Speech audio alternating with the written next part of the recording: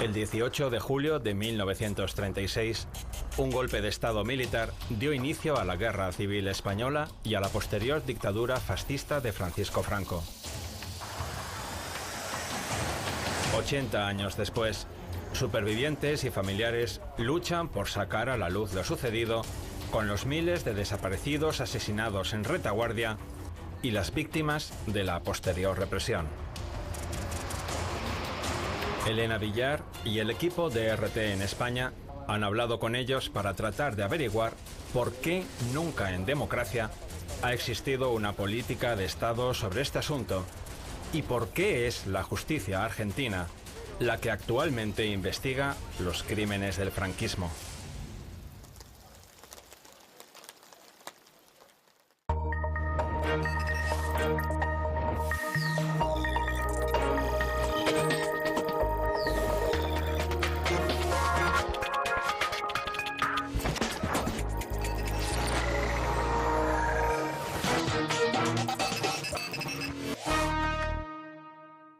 Cada vez que se pregunta en voz alta sobre los crímenes del franquismo en España, hay tres palabras que se repiten con frecuencia: reabrir viejas heridas. Reabrir es decir que es un tema cerrado, viejas es decir que es algo que pertenece al pasado, y heridas es decir que se trata de una cicatriz.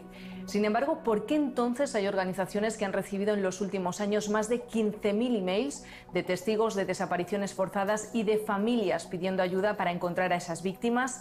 O, por ejemplo, ¿por qué prestigiosos profesionales como el forense Francisco Echeverría siguen sacando de la tierra restos de compatriotas, concretamente más de 8.000 en los últimos 16 años? ¿O por qué cada jueves en el centro de Madrid una concentración pide que se investigue qué sucedió con más de 114.000 desaparecidos? ¿Y por qué un día cualquiera hay personas que les increpan?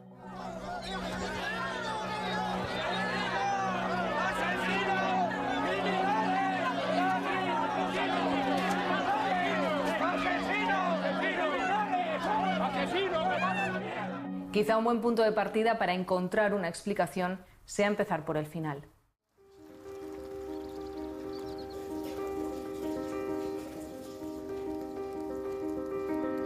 Un año más nos reunimos en Valdenoceda para rendir homenaje a todas las personas que tuvieron la desgracia de ser arrancados de sus lugares de origen para encontrar aquí hambre, frío y en muchas ocasiones la muerte. Esta fue la primera fábrica de seda artificial de España, pero sin embargo ha pasado a la historia por ser uno de los penales más duros del franquismo. Aquí murieron, según los libros de registro, más de 150 reclusos, la mayoría por Amigas y amigos, hoy se cumplen ya 11 años de mis visitas a Valdenoceda. Más de una década de atención a la causa común de devolverles a nuestros parientes una sepultura digna y el honor de verse rescatados del olvido. Y al final de mi breve parlamento quiero terminar como siempre invitándoos a que digáis conmigo: ¡viva la memoria de los hombres justos! ¡Viva! ¡Viva la libertad! ¡Viva!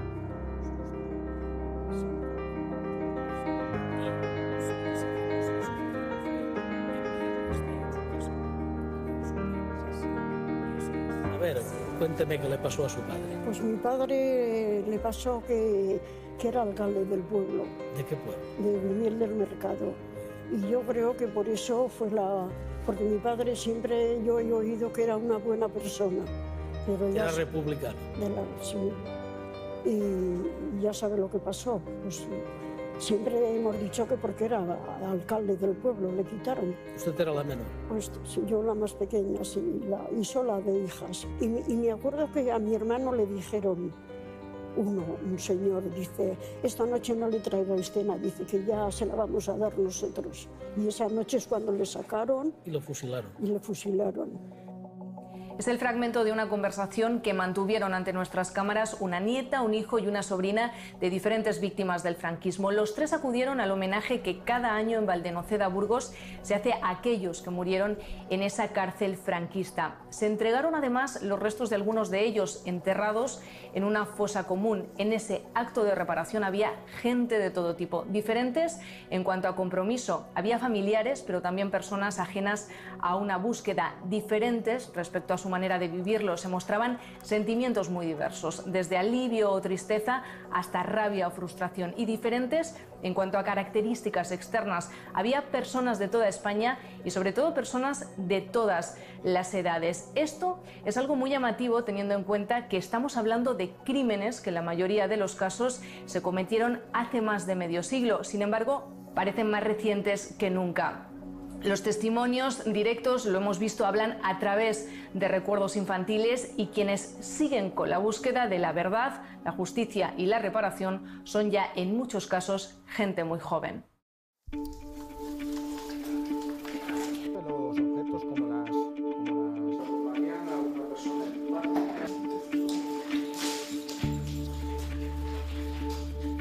Ya antropológicamente, si tienes una fosa, por ejemplo, de dos personas en la que una de esas víctimas sea una mujer. Pero luego el tema de la edad también, donde puedes ver las suturas craneales, cómo se van sellando, van desapareciendo.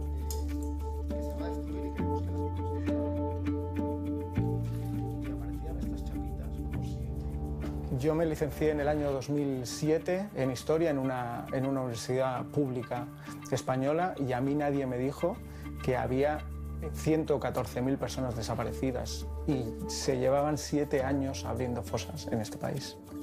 Siempre hemos tenido muy claro que nuestro trabajo tiene mucha más repercusión fuera de España que dentro de España. Todavía seguimos sin comprender el porqué. Entendemos que es una falta de educación en derechos humanos que tiene la sociedad española.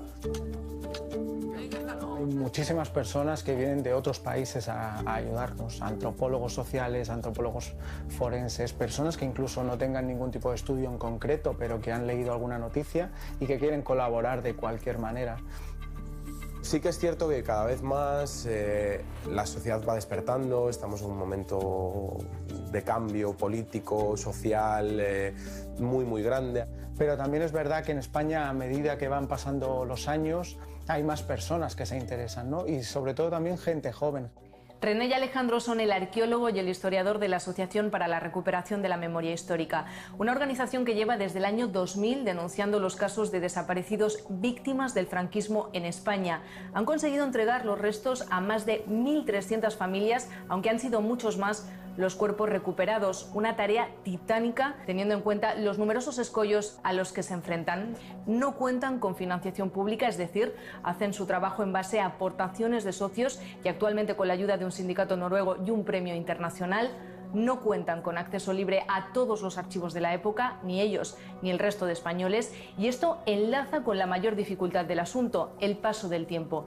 Cada vez quedan menos testigos directos, no solo para hacer pruebas de ADN y establecer la identidad de los desaparecidos, sino sobre todo para contar la historia y para señalar los lugares del terror. Este mapa, el que muestra las más de 2.000 fosas comunes que oficialmente siembran toda España, podría quedar incompleto. Se calcula que solo podrán recuperarse entre un 15 y un 20% de todos los desaparecidos.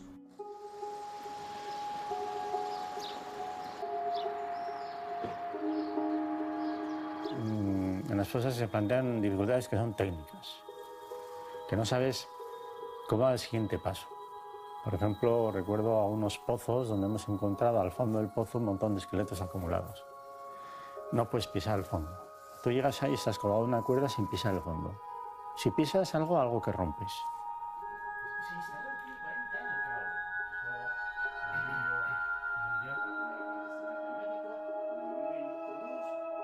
Pero es que esto está rodeado del comentario de los familiares, de cosas, de la intimidad de esos familiares. Es decir, tú estás a veces con ese problema técnico y además hay cosas que se te van acumulando, que son muy tristes, todas.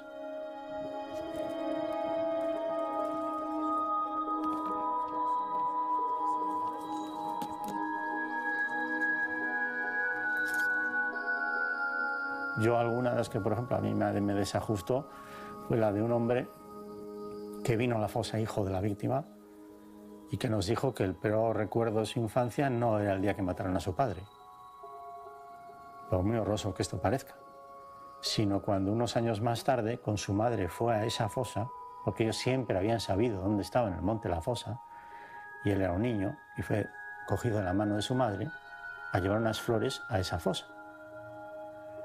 Y la gente del pueblo les apedreó. Cuando este hombre lo que te está explicando es qué injusto es el asesinato de mi padre, pero aún es más injusto que mi madre era una mujer buena, que no ha hecho mal a nadie, y yo un niño, ¿qué peligro podíamos representar nosotros para aquellas personas de aquel pueblo donde estaba mi padre enterrado? Así que el peor recuerdo de su infancia es este segundo, que no tiene nada que ver ya ni con el ADN, ni con la antropología forense, ni con nada. Y eso, cuando te lo cuenta, dices, joder. Esa historia que recuerda Francisco Echeverría es muy ilustrativa del por qué las familias siguen buscando. Se reduce a una palabra, reparación. En muchos casos nos decían que esta llega simplemente a través de la verdad, cuando saben qué pasó realmente, cómo y de qué murió su familiar, porque no siempre había un tiro de por medio. También, por ejemplo, morían de hambre. En otros el empeño residía básicamente en sacarlos del lugar donde fueron abandonados por sus asesinos, y en muchos otros el fin último de documentar esa desaparición y sus evidencias científicas es el de dar un paso más hacia otra palabra, justicia. Si hay una historia que encarna este último caso, esa es la de Ascensión Mendieta. ¿Y te has dado cuenta de lo que has hecho tú dentro de España? Que has sido la primera. Sí. ¿Eso es importante o no? Sí. Sí. Es importante porque así tienen que sacar a todos. Tienen que sacar a todos. Y yo le he dicho, si algo me tienen que dar, que no me tendrán que dar nada, lo que me den va a ser para ellos. Muy bien. Para que lo saquen. En España nunca se han juzgado los crímenes del franquismo. El juez Baltasar Garzón inició una investigación que quedó inconclusa debido a su expulsión como magistrado de la Audiencia Nacional. Actualmente es la titular del Juzgado número 1 de Buenos Aires, María Servini de Cubría, quien lo hace desde el año 2010. Gracias a ella, la exhumación del padre de Ascensión Mendieta, fusilado por ser sindicalista y arrojado a una fosa común en el cementerio de Guadalajara, ha sido la primera en la historia que se ha realizado bajo una orden judicial. Hasta entonces todas habían sido iniciativa únicamente de las familias. La investigación, además, no solo se centra en los desaparecidos, también en otro tipo de víctimas. Esto es parte de los testimonios de algunas de las voces que conforman la que se conoce como querella argentina.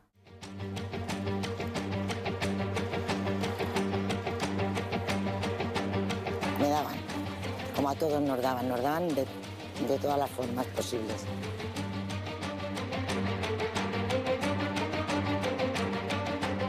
Él era un efeomo, él tenía la cara totalmente desfigurada, los ojos ensangrentados, hinchados, la cara, todo.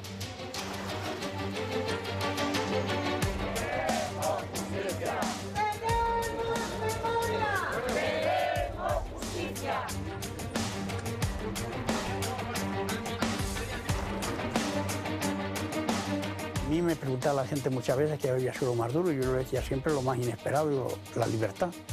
Porque en la cárcel era como una piedra más de la prisión.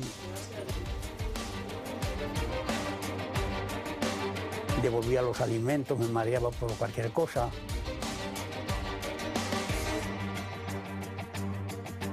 El gobierno arrendaba, alquilaba a los presos políticos. La razón por la cual pudieron trabajar y no desfallecieron es porque, claro, se contaba con las familias. Entonces pareciera que solo podemos luchar contra la impunidad consiguiendo juicios y condena, pero a veces no tienen, ya no tienen esas personas a quienes puedan acusar y pedir condena. Entonces, ¿qué hacemos con ellos? ¿Los ignoramos? La justicia tiene que darles una respuesta. Son muchos los organismos internacionales y ONGs que han denunciado durante años el abandono político e institucional de las víctimas del franquismo y la ausencia de verdad, es decir, el que jamás se haya establecido una política de Estado que aclare qué sucedió y establezca cifras oficiales. El diagnóstico más amplio y en el que se recogen más recomendaciones hasta la fecha es el del informe del relator especial de la ONU, Pablo de Gryf.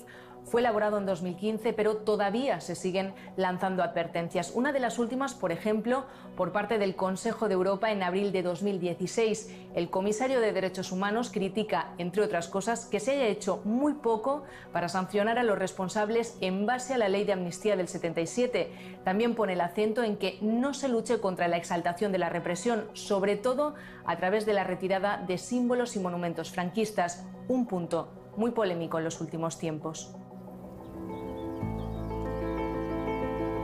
El Valle de los Caídos está considerada la mayor fosa común de España. Aquí hay enterradas más de 33.000 personas, aunque algunos investigadores apuntan a que podrían ser muchos más. Todos ellos muertos de la guerra civil de uno y otro bando que el dictador Francisco Franco ordenó trasladar en el año 59. Los libros de registro... Lo que es absolutamente alucinante, y también los investigadores extranjeros que vienen no dan crédito, ¿no? Cuando es una caricatura, ¿no? Pero es como decir, bueno, una catedral en la que, una basílica en la que están Hitler, Himmler y un montón de soldados alemanes y cenizas de judíos, ¿no? Pues es que es un poco, claro, es otra circunstancia política histórica completamente distinta, ¿no? Pero esta caricatura tiene cierta validez para entender que el Valle de los Caídos es una cosa así, es un monumento hecho a la mayor gloria de la victoria del franquismo, con toda la parafernalia y con toda la simbología nacional católica. Sin embargo, se vende como un lugar de reconciliación, ¿no?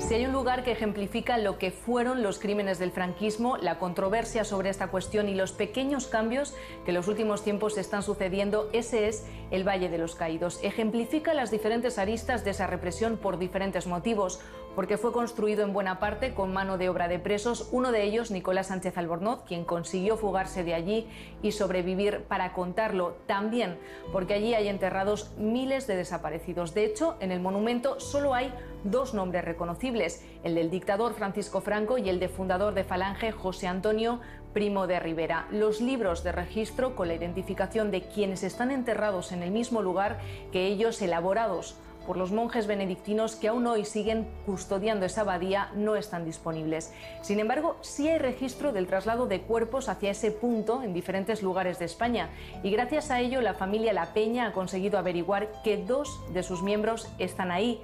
Hablaba antes de cambios recientes, pues bien, uno de ellos es el hecho de que un juez español ha autorizado su exhumación en un lugar que de momento es, o parecía, impenetrable. Es muy importante porque por primera vez un juez trata como personas a las víctimas del franquismo. Estos procedimientos han ido al juzgado de instrucción, al Tribunal Constitucional de España, al Tribunal Europeo de Derechos Humanos, y en todo se ha ido archivando, inadmitiendo, porque no se podía enjuiciar al culpable, era la explicación que daban. Ahora, por primera vez, hay un auto que autoriza u ordena exhumar en el Valle de los Caídos, que es la fosa más grande de España. Todavía van a seguir ocurriendo muchas cosas con esto, ¿no? Porque cuando parece que esa puerta, digamos, al Valle de los Caídos estaba cerrada con un cerrojo, de pronto se reabre, ¿no? Y alguien dice, además con la contundencia con la que lo ha dicho este juez, que estas familias tienen derecho a sacar de los restos y a llevárselos, ¿no? Y que eso está por encima de decisiones políticas que se tomaron con respecto a la ley de la memoria y a la comisión que se creó en el gobierno, que negaban esa posibilidad, ¿no? Y el hecho de que el poder judicial se imponga o se ponga por encima del poder ejecutivo, del poder político, me parece muy interesante. Y sobre todo a medida de que van a seguir ocurriendo cosas. Poco después de la grabación de esta entrevista a Emilio Silva, el juez Baltasar Garzón presentaba una demanda ante el Tribunal Supremo en la que pide la reconversión del Valle de los Caídos y el traslado de los cuerpos de Franco y de Primo de Rivera, algo que ya planteó en su día una comisión de expertos en el año 2011. Nosotros dijimos que para transformar el monumento, uno de los elementos fundamentales era el desmantelamiento de la jerarquía funeraria del franquismo, que es lo siguiente, que es, bueno, el jefe de Falange, el caído por antonomasia, el que está, José Antonio Primo de Rivera, que preside todas las placas de todas las iglesias, las ha presidido durante décadas, bueno, no puede estar presidiendo un monumento de esta naturaleza, ¿no? Básicamente, la conclusión a la que llegamos es que no tenía mucho sentido destruir el monumento, sino más bien acompañar su deterioro, ¿no? El ruido mediático y político que eso suscitó ensombreció toda la propuesta, que contenía, por ejemplo, construir un memorial y un espacio de reflexión. Actualmente, cada día, el dictador y el fundador de Falange tienen flores en sus tumbas y unos guardias las vigilan permanentemente. Nosotros mismos lo comprobamos cuando estuvimos allí. Era un día lluvioso, algo que curiosamente sucedió durante prácticamente todas las grabaciones para este programa. En este caso, además, nos sirvió para comprobar la decadencia del monumento. El tiempo, el clima del lugar donde está y los defectos en la construcción suponen que en unos años las goteras puedan convertirse en derrumbes. Según los expertos, su restauración costaría 13 millones de euros. El enigma sobre el futuro del complejo sigue en el aire. Fácil de entender en un país en el que todavía hay pueblos con nomenclaturas franquistas, pese a que hay una ley que lo prohíbe, o incluso genera debate sustituir el nombre de calles de la capital, de Madrid, con referencias a la dictadura.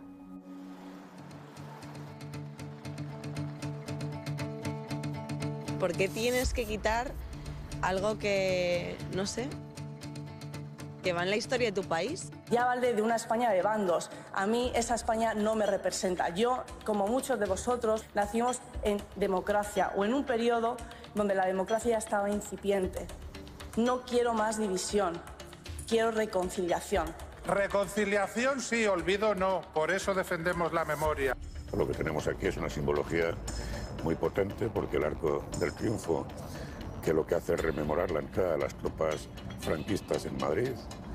Bueno, esto es sintomático de toda una situación, digamos, de injusticia. Básicamente injusticia. ¿Esto qué significa? Impunidad del franquismo. Tanta muerte, tanto dolor y tanto olvido jamás va a poder ser perdonado. No buscamos el perdón, buscamos simplemente poder explicarlo y contarlo.